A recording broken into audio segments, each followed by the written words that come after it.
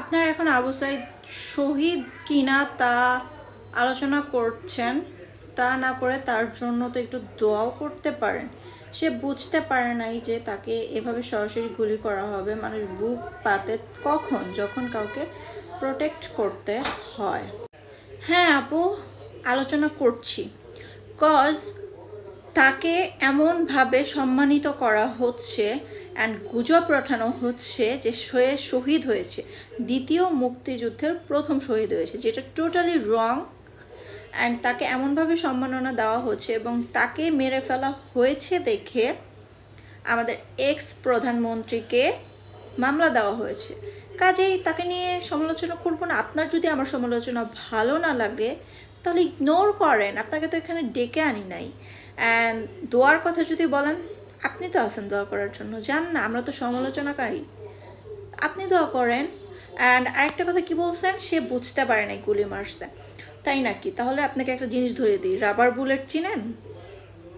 Rubber বুলেটে মানুষ মরে কিনা এটা জানেন?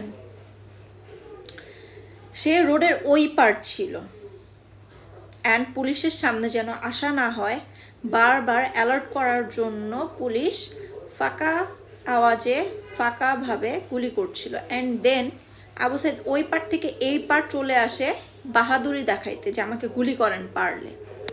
দেন পুলিশ রাবার বুলেট ছুড়ে, অ্যান্ড রাবার বুলেটে মানুষ মরে না এত ইজিলি যদি দূরে থাকে। রাবার বুলেটে ক্ষত বিক্ষত হয় শরীর, কাটা ছেঁড়ার মতো, কিন্তু মানুষ মরে না। অ্যান্ড দেন মানুষ যখন আস্তে আস্তে খুব কাছে আসে রাবার বুলেটের, মানে যত কাছে আসবে গুলিটা তত বাজেভাবে শরীরে বিঁধবে কাটার মতো। এটাই হয়েছে।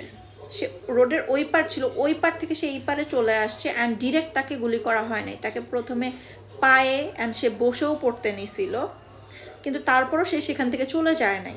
তার যদি ইচ্ছেই না থাকতো গুলি খাওয়ার, সে ওখান থেকে গেল না কিসের জন্য?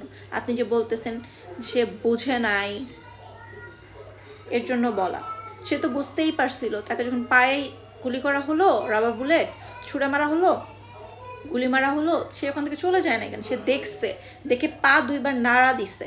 অ্যান্ড দেন তাকে যখন বুকে গুলি মারা হলো, সে ওই পারে চলে গেল, ওই পারে গিয়ে হাঁটার ট্রাই করলো, অ্যান্ড দেন এক পর্যায়ে সে পড়ে গেল, অ্যান্ড পড়ে সে ওখানে মারা গিয়েছে। সো এসব গুজব আর কত রটাবেন আপনারা?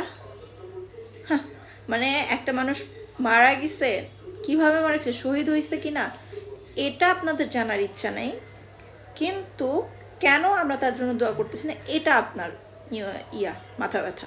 তো আপনি জান না, দোয়া করেন। আপনি এখানে আসছেন কিসের জন্য?